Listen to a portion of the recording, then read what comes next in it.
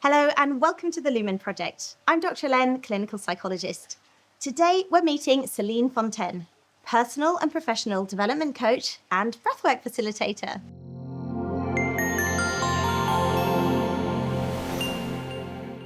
Hello. Hi, Helene. Thanks so much for joining me My today. pleasure. An honour to be here. Yes, so let's jump in. Tell us a bit about you and what you do. Okay, so as you just said, I'm a personal professional development coach and I'm also a breathwork practitioner.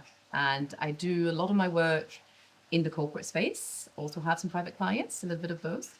And that's in essence what I do. Okay, amazing. So how did you come to becoming a coach and a breathwork facilitator? So my coaching journey started 10 years ago. So I've got a background in learning and development in HR. And then I sort of naturally flowed towards coaching, one-on-one coaching. I loved working one-on-one with people and sort of supporting them in their development and their growth. And then breathwork, I came across breathwork during COVID time. So in the midst of COVID, when all of us were sort of locked up and we were sort of like, we didn't know what to do with ourselves. And I don't know if you remember, there was all these teachers that started going online and teaching. And I came across a teacher that was based in London. I was based in Singapore, and she was teaching Kundalini yoga. And she had lots of classes on breathwork. She was doing pranayama. And so that's how I discovered breathwork. I started joining her 6 a.m. UK time, Monday morning sessions, half an hour, and I was just blown away. I was like doing these little breathing exercises, and it just blew my mind. I was like, how is it possible that I can feel this way just after breathing, after taking a few deep breaths and breathing in a particular way? Amazing. And that just sort of opened up a door for me, and I just sort of went through that door, and I've just been going down and down that little road since COVID. So it's been about 5 years now. Oh, wow, amazing. And I guess, yeah, it's ancient wisdom. It's things we already knew. You know, pranayama yoga is hundreds, if not thousands, hundreds of years old. Yeah, probably thousands of years. It's been around. I think there's, Eastern traditions have known for thousands of years that breath is really linked to energy. It's linked to chi and tai chi. It's linked to sort of prana, which is life force. And so in Eastern traditions, the breath has always played a key role in sort of helping this whole body-mind system work optimally. In the Western world, for some reason, breath got pushed aside as sort of some sort of like, it happens, we're breathing. When we come into this world, we take a breath for the first time, and then we continue breathing until the last day. And there's nothing more to say about it. And that's how we sort of lost touch with sort of the importance of breath. Yeah, and it's just foundational, isn't it? And it's something we forget. Okay. Yeah. So tell me a bit, you said you work in this corporate space, and who are your typical clients and how do you help them to gain their transformation or reset their nervous system? So I work, I work a lot in the corporate space. I guess that's because it's an environment that I'm familiar with, and I've worked in a law firm, worked in professional services. So, people who are high achievers, high performers, at the top of their game. They're crushing it on many levels. And I think if you and I looked at them from the outside, we'd be like, well, they have it all right. They've got the life, they've got the work, they've got the career, they've got the house. It all seems to be going really well for them. But inside, and I'm sure you see that, Ellen, and the people you work with, that inside, it's a whole different world. Inside, they're feeling disconnected. They're not feeling fulfilled. They're not feeling a sense of joy, of groundedness, of presence. They're disoriented. They don't really know where they're heading. They're not clear about what the next steps are in their life. And so there's a mismatch between this outer life that they're portraying and that everyone is envying, and that inner world, which is in a way a little bit chaotic and confused. Yeah. Yeah, and sometimes that like laser focus of, having all of your attention on your career means like your body's getting left behind. It's stressed. It's not well rested. It's not well regulated. Exactly. And if you want to achieve that peak performance, you need to be like a well-oiled machine. Everything needs to be firing on all cylinders. Exactly. There's definitely a disconnection where people, usually when I get to meet them, they've spent years being really in their heads, in their minds, operating again at, the highest level they could, mentally.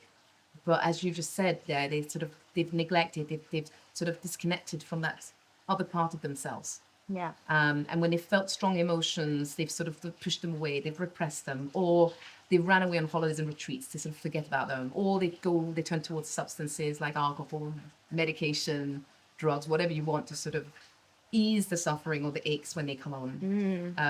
But they're not really they haven't been facing it. Yes. And so often when I meet them, I say they're at a state where it's becoming a bit more of a crisis. Yes. And they don't know what's going on. They don't know what to do about it.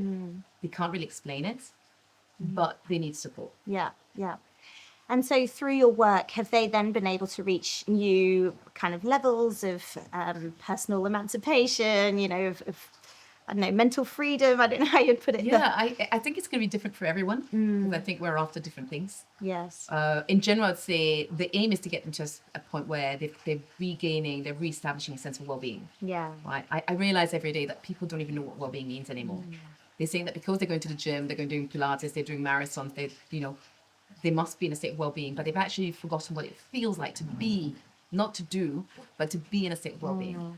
So one of the objectives through this work is to get people to connect with that feeling again, and to get them to sense, first of all, right, I can feel whole again. I feel connected to myself, and God, I can get into a state of calmness, even though when I get agitated, when I get anxious. I know that within minutes, and in this case with breathwork, with breathing, just by breathing, I can get myself to a state of calmness. I can calm down these thoughts. I can feel grounded again. I can feel my body. Yeah. And that's the beautiful. I love when people just discover breathwork for the first time, and after just, 4 or 5 minutes of breathing, they'll say to you like, I feel really grounded. I haven't felt like this in so long. Yeah. And I think because they've come to a point where they think this state is so out of reach for them. They don't even remember what that felt like. Yeah. And so when you show them that within minutes they can get there, Yeah. it's beautiful. Amazing. That's so cool. So I know there's different forms of breath work. Are there some types of breath work where people need to proceed with caution, or there are some counterindications? Yeah. So breathwork is a sort of vast field. And I think right now, if you go on social media, you're like, well, what the hell is breathwork? Yeah. Because you see lots of different things online, and you're sort of very confused. And some people are seeing these people going into hyperventilation and panting, screaming, and they're like, is that breathwork? Or is it just this in for 4, hold for 7, out for 8? So to keep it simple, we use a little framework called ART, okay, Yes. the art of breathing. So A stands, and this kind of describes the different types of practices. A is for awareness. So there's a whole series of practices where it's just to sort of become aware of your breath. So it's a little bit more where we cross over with the field of mindfulness. Because often people say, is this mindfulness? It's like, no, it's different. But if anything, there are some practices where you're just going to sit with yourself, become aware of your breathing, tap into sort of notice where you're breathing, how fast you're breathing, how deep or shallow your breath is. And you're just going to stay with that breath, that natural breath, and almost building a relationship with it. These are sort of the awareness practices. Yes. And that allows you to cultivate a sense of presence and a sense of calm, of course, because, anchoring to your breath is calming in itself. And that's something that probably anyone can do, right? Anybody can do. No counterindications on that. Any age, anyone can do that. Great. Very safe. Then we have the practices which are regulation practices. Okay, these are practices. These are often the ones what we call techniques. So you might hear about them. You were given a certain number of counts. So you inhale for a count of 4, let's say. You hold your breath for 7. You exhale for a count of 8. Or you just square breath. You hold. You inhale for 4, hold for 4, out for 4, hold for 4. There are lots and lots of different practices there. They have different effects. So people would use them when they want to sort of either calm themselves down. So they're anxious, everything's going really fast, and they want to slow things down. So there are some practices for that. There are some practices which create more of a sense of balance. So not so much calming, but more, right, I'm feeling grounded and present again. And then there are some practices to do the opposite, which is to elevate the amount of energy you're having or And feeling. that's the T. Not yet. Oh, not yet. Oh, We're still in sorry. regulation. And under regulation, these are all the practices that we use to sort of change your inner state, okay, and to regulate your nervous system. Then there is the T, and the T are the transformational practices. These are what we call, sometimes we look at them as sort of hyperventilation practices. So one of the ones that I'm trained in is called conscious connected breathing. Yeah. So we connect our inhales to our exhales, and we breathe through our mouth for minimum half an hour, maybe up to an hour. Yeah. And that takes you into an altered state of consciousness often, where you can experience all sorts of things. Yeah. And the reason people might do this type of breathing is if they're looking to heal from certain emotional, physical wounds, or they're looking for, again, an experience of an altered state of consciousness. That is not recommended for anybody who is under 18 to start with, not recommended to do by yourself, really recommended to do it with a practitioner, an experienced certified practitioner. And also maybe not recommended for anybody who's pregnant or suffering from hypertension or epileptic. And if anybody has a particular health condition, I would always say, in doubt, check with your doctor or your general practitioner Yeah. before you engage in any of these practices. Yeah. And I've actually experienced rebirthing 2 or 3 times. And it's surprising how intense it is. I mean, the transformation was huge. You know, like I definitely entered these altered states of reality. Actually felt a bit like being on drugs. Like it was really intense, very spiritual. But it was quite physically demanding to be doing the conscious connected breath and keeping that energy up and getting some lobster hands. Yeah. No, it's an intense experience, and that's why I think people shouldn't take it lightly. The definitely the transformational breathing practices, rebirthing is like conscious connected breathing, and most all of them are pretty similar. Yeah. There's sort of slight differences between them, but they're intense. They're intense, and that's why I say to be done with a practitioner. Yeah. They're not dangerous. It's a safe practice to do. But yeah, to be done with a practitioner, because also, like you just described, lots of things can come up. Every time you do it, you're going to have a different experience, and you can never tell what experience you're going to have. And that's why I always tell people when they go into experiences, come with sort of no expectations and be open to everything that can happen. Yeah. Because you can experience something beautiful, something a little bit more emotional, something a little bit harder. You always get the experience you're meant to have in that moment. Yes. But it's unpredictable. Yeah. And I think definitely in my experiences, it was like maybe a little bit challenging as I was releasing some things that I didn't even know were stuck, to be honest. And then once it was released, then I felt better, even a bit drained, but better. But better. Yeah. Okay. That's so cool. So is there a little hack that you could share with listeners, that they could just do right now and try it out? Well, I would say if someone's never done breathwork before and they've no idea what we're talking about, and like, okay, well, I'd love to try something simple. I say, well, just stop by just pausing. Okay? Just acknowledge where you are, what you're sensing right now. Just take one indicator, whether it's like the state of your mind, the state of your emotional world in a landscape, or just how your physical body feels. Just take an indication of where you're at. Then, start with a really deep breath. In and out through your nose. And trying to relax the shoulders as you take that breath. That's the very first thing. Drawing it from sort of deep inside your abdomen. And exhaling out, just letting that exhale go. And then I would say, do that again a couple of times, but this time, extend that exhale. Because one thing we don't know is that our exhale is the foot on the brake. And when we need to slow down, the most effective, efficient, fastest way to do that is to extend the exhale. So you might use a ratio of 1 to 2. You inhale for a count of, let's say, 2 or 3, and you double up on that exhale. So you would exhale for a count of 4 or 6. Nice. Yeah. And that, after just a few repetitions, in itself should calm you down. Yeah, beautiful. And I think one thing, because I try to do this, and I'm going to practice after this session, but sometimes I struggle with, say, inhaling for 4 and exhaling for 8. So I just do 2 and out for 4, and then I just incrementally extend it a bit. Yeah. That's something that I've been doing. Is that okay? Yeah, that's perfectly okay. And I think this is the problem when we talk about techniques. That's why sort of in my school of breathwork, we try to sort of stay away from these formulaic techniques. Because people get very stuck up on techniques. And then they'll push with a technique, like a count, like a 4-8, and they'll struggle with it, and they'll almost stress about it, and then they're having an opposite effect of what you were trying to do. Yeah. The counts are only indications. They're only there as little guides to help you. If not, you could even do away with the counting and just say, okay, I'm just going to prolong that exhale. If you like the counts because it keeps you focused on it, then I'm like, yeah, just reduce the counts. If 4-8 feels like it's just tensing you up, let go of the 4-8. Yeah. Go for a 2-4. Nice. Go for a 3-6. Yeah. Get comfortable. The aim is that you get calm and comfortable, and that it feels, you come with ease. Yes. And so really the counts are only indications. Yeah. They're not protocols, strict protocols, and if you don't do it that way, you won't get effects. Yeah. That's not the case. Good. Easy. We can do that.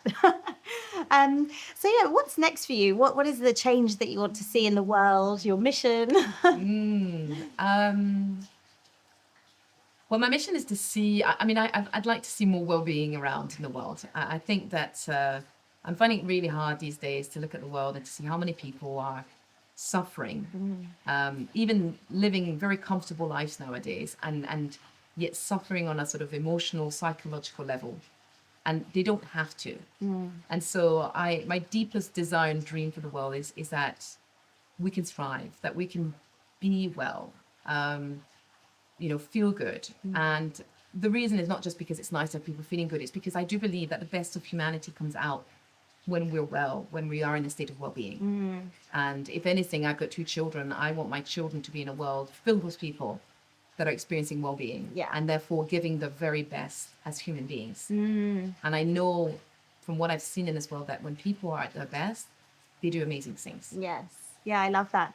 And I think, with, say, teachers, for example, they're often really stressed. So if they could maybe realize how impactful breathwork could be for them, they would completely set the tone as well for their whole classroom and the whole generation of young people. Yeah. And I would actually say, if every class, every day of school started with just 4 minutes of breathwork, and even after every break, 4 minutes of breathwork, they would have a class of regulated kids. Yeah. Not only kids that would be regulated more than that would be calmer, more focused, more concentrated, but kids that would also learn these techniques and be able to take them into their life. And, on the corporate side, I say, God, if every meeting began just with 4 minutes of let's just ground ourselves before we even begin the conversation, I think the quality of meetings would sort of expand, and would just increase exponentially. Definitely, yeah. And I experienced that when I was working in a mental health clinic. We would often start with a breathwork grounding practice, and we would conclude with it as well. So yeah, it definitely works. Yeah. Okay, so that's the end of my questions for you. I'm really keen to experience, what it would be like to be one of your clients and how I can, get regulated myself. Cool. Let's do it. Let's do it. Okay, so Helene, in that case, what I'm going to do is I'm going to invite you just to get comfortable in your chair. So you might want to put the feet on the ground, or that's comfortable. You can put your hands on your legs if you want. Just lean against the back of your chair so that you're not putting any tension in your body. And we're going to use a little acronym called AIR, a little model that I've sort of put together to help people sort of remember the steps they can take whenever they're feeling anxious or worried and they want to sort of come back to themselves and regulate. So the A is for awareness. So we're going to just start off, and then maybe you can close your eyes, or you can lower your gaze, whatever feels most comfortable. And I'm just going to invite you just to take stock of where you're at right now, and starting maybe with your mind. Just notice where your mind is and what is the quality of your mind. Well, would you like me to tell you, or just notice tell me it? maybe so that the audience can hear. Yeah. So I guess I'm noticing that I'm irritated by the construction sound. I'm noticing I'm feeling a little hot. My mood is good. I feel positive. And I'm just noticing a little bit of tension through my spine in my back. Beautiful. Okay. Well, so you've done the full awareness where you've looked at the mind, the body, and sort of the emotions. So great. And what we're going to do now is we're going to the eyes for interrupts. We're going to interrupt this sort of state that you're in. And for that, Ellen, and what we're going to do, I'm going to describe just the breath you're doing, and you're going to start doing it. You're going to inhale through your nose, take a deep breath in, and then you're going to exhale through your nose, but in 3 parts. So you're going to push out the air in 3 parts. So 1, and then 2, and then 3, squeezing all that air out. And then you're going to hold that breath out comfortably, not squeezing, just comfortably holding. And whenever you need or feel the urge or the need to breathe in again, you just release that as if you're letting go of a helium balloon, and you let those lungs fill up again. And then you do this again. Push out, push out. Oh, wait, I lost it. You go. Let me go again. Okay, so let me breathe in. So breathe in, and then exhale. First part. Breathe out again. Breathe out again. Now your lungs should be empty. See if you can just settle down there. As long as it feels comfortable. And really just when you feel the need, that's it. You inhale again. Let's do that 2 more times. And should I empty? I was emptying from my tummy, my chest, and my here. Or When you empty, just sort of squeeze it out. If it yeah, Okay. there's no sort of indication there, Okay. but just sort of like exhale, just don't. exhale, Okay. exhale. Okay. As if you're squeezing the air out of a sponge, really. Sort of Okay, like you're sort of yes. like squeezing, sorry, the air, the water out of a sponge. Okay. Yeah. So I'm going to breathe in. So breathe in. Okay. Exhale in 3 parts. Pushing out that air. And then your lungs are completely empty at the bottom of the third one. Just pause. Find ease. And when you need, let that air fill up your lungs again. And one last one maybe. Exhale, exhale, exhale. Pause.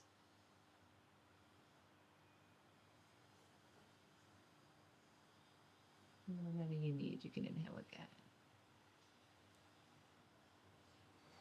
And just stop taking a few seconds just to notice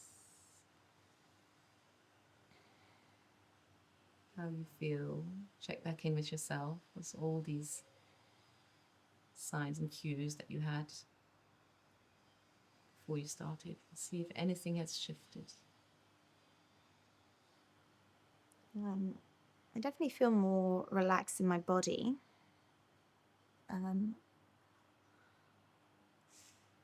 Yeah, I just feel a little bit more even, a little bit more.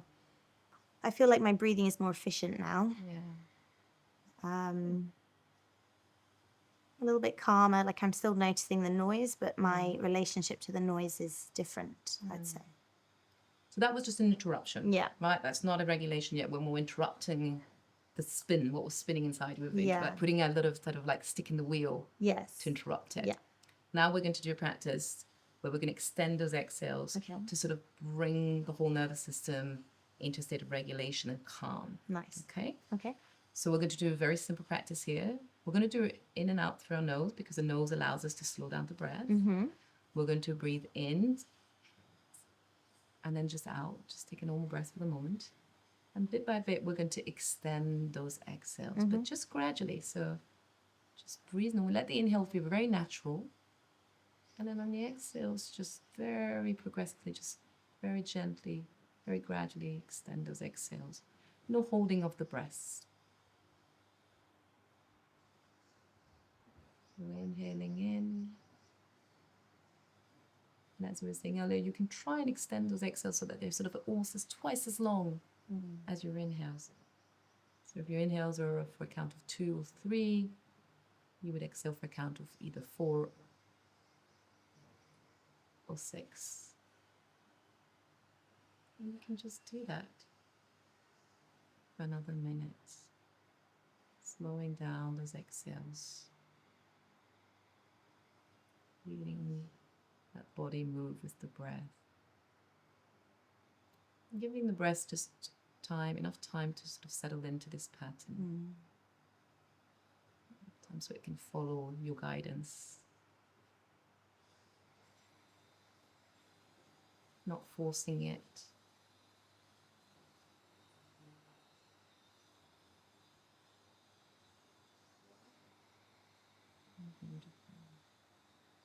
Just lengthening that exhale. And then letting the inhales just come in. The lungs filling up by themselves almost. And then that exhale is just flowing out of you. You're only very gently pushing on the brake and controlling it to extend it. And then you're inhaling again. And you can do 3 more like this.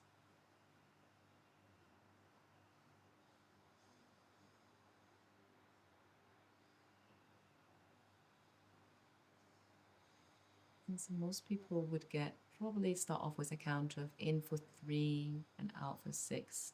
So 3 seconds in, 6 seconds out. If that's the strain, I would encourage people to do a little bit less, maybe 2 seconds in, 4 seconds out. And if that is too little, then I would encourage people to try and inhale for a count of 4 seconds And then exhale for a count of 8.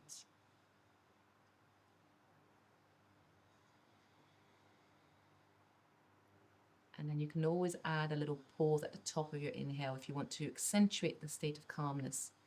You can do what we call a little triangle breath, where you breathe in, you hold a little bit at the top, and hold doesn't mean clenching, it really means just pausing and then extending those exhales, which just adds a little bit more calmness. It helps regulate even more the nervous system. And so it's like an upside down triangle.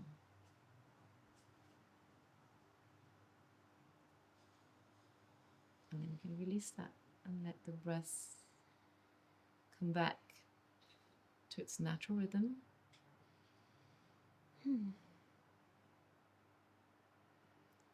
Nice. How do you feel? Yeah, I feel nice. I actually, opening my eyes, I noticed like everything's looking a little bit more vivid. Yeah, and that I'm feeling calm. I guess when I was doing it, my natural cadence is, to rush through life a little bit and to worry about what's next. And I did notice those intrusive thoughts coming in of, oh, am I doing it right? Is this going fast enough? Is this a bit boring? So I noticed it. But then I sort of pushed through it. I was like, no, this is my time. Let's do this. Yeah. And then I just came back to the breath. But yeah, I noticed my natural urge. Right. Yeah, and it's interesting because your voice is very different. You're maybe, I don't know if you're noticing it, but the pitch of your voice has gone down. Less it's squeaky. a lot softer and smoother. It's really interesting. The energy that's coming across is really different. And just a little note maybe to what you were saying, that urge to sort of be in the go, go, go, move, get going. Sometimes these practices where we try to calm things down is counterproductive. And that's going to sound strange, is that people are like, I want to just stop all this chaos inside and slow things down and sort of start extending those exhales. And it won't work. It will do the opposite. It will activate them even more. And so I would say that if anybody gets that experience in sort of your audience and you have this experience, it's not that you're doing it wrong. It's not that there's something wrong with you. It's that sometimes, now this is kind of counterintuitive, sometimes you actually need to do a more dynamic breath to sort of move that pent-up energy, to move that hyper energy you're holding before you can move to a calmer breath. So that's why, of course, when I work with clients, usually we sort of really assess where they're at. And I can sense from where they're breathing that I'm like, right, you need a breath first to sort of, the interruption's important, but the regulation, there might be two parts in regulation. We might have to sort of first sort of up the volume, like almost push the foot on the accelerator to get really that energy moved, that sort of heavy weighted energy that you're holding, move that. And is that something people could do by themselves, like activate the breath, or is that something better to do with a coach? Definitely can do it by yourself. And we could do a short practice if you want. I can show you just a brief one now. Sure, let's do it. Where you would just do a breath that sort of very quickly, just a few seconds, just helps you move that energy. So what we're going to do there, if you want, we're going to do this one through the mouth this time. And the mouth is more activating, so that's important. The nose is for slowing down, just like the exhales. So if you want to be calmer, you should definitely do nose breathing. The mouth is actually activating, linked to your sympathetic branch of your nervous system, and so you activate things. So we're going to breathe in and out through the mouth this time. Okay. And we're going to do 20 breaths. We'll see maybe after 10 how you feel ready, but usually we do 20. And 20 connected breaths. Okay. So we're going to go in and out, in and out, in and out, in and out, without pausing in the breathing. Okay. So, okay, so it looks like this. Okay. Active inhale, passive exhale. Okay. Active inhale, passive exhale. Yeah. So this is actually really similar to when I did my rebirthing. It's a mini sort of rebirthing. So when we were talking about the transformational breathing earlier and the hyperventilation, it's a similar breath, only you're only doing it for sort of 20 repetitions. Not getting too high on our Not getting supply. too high on the supply, exactly. It's sort of, if anything, you'd think that's a brief sort of like, sort of taster of what you would get if you did a rebirthing or conscious connected breathing session. Nice. Great. I'm up for it. Okay. And shall I close my eyes? Can close your eyes or look at me. That one doesn't matter. I mean, in both cases, it doesn't matter. But if you're more comfortable closing your eyes, you can. Nice. I'll be counting with you, right? And let's do 10. Let's pause. Let's see how you feel, and then we can do 10 more. Nice. And the cat's drawn into our good energy, our good vibes that we're making. What a nice cat. Okay. All right. So let's go. Sorry, that's my ADHD. Let's take a deep breath in, just a natural, normal breath in. Exhale out, nose and mouth, and let's start now. So inhale through your mouth, release. That's one. Let's go for another. Release that breath in the exhale. Let it go. 3,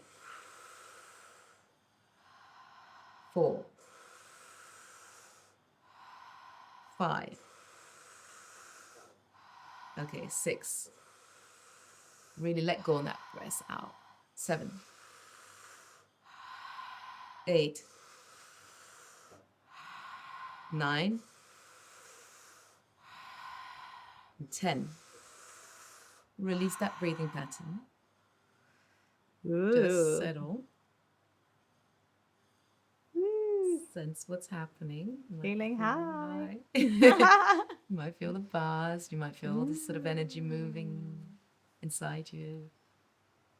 And you'll see, second by second, you'll start feeling like there's a settling. There's different layers in this. Initially, you feel that buzz of all that oxygen that you've been taking in and all that sort of carbon dioxide you've been blowing off. And that gives that little high feeling, that little swish. And after that, you might feel a bit like the snow globes. When you shake the snow globes, it all sort of like sparkles everywhere. Yes. And then that sort of snow sort of drops gently. Nice. And so that's a great one to do when you've got that sort of strong energy, or you've got lots of thoughts in your head and you just can't get rid of it. You can't move it. Okay? Yeah. And sometimes if you rush too fast to a slow breath, it won't work. Yeah. Because you haven't moved that pent up energy. So that's a great one. So I would recommend doing that 20 times. 10 is nice.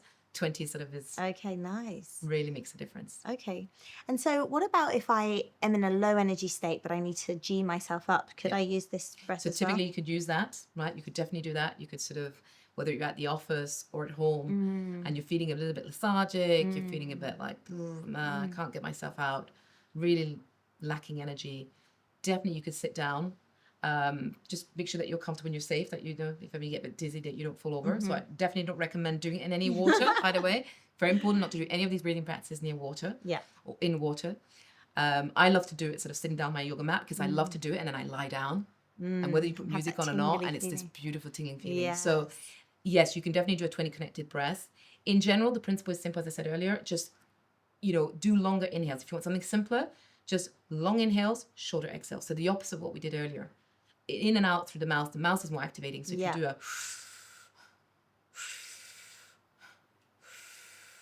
even if you just do that 10 times, 20 times, that alone, which is like a 20 connected breath, will give you sort of a swish of energy. Yeah.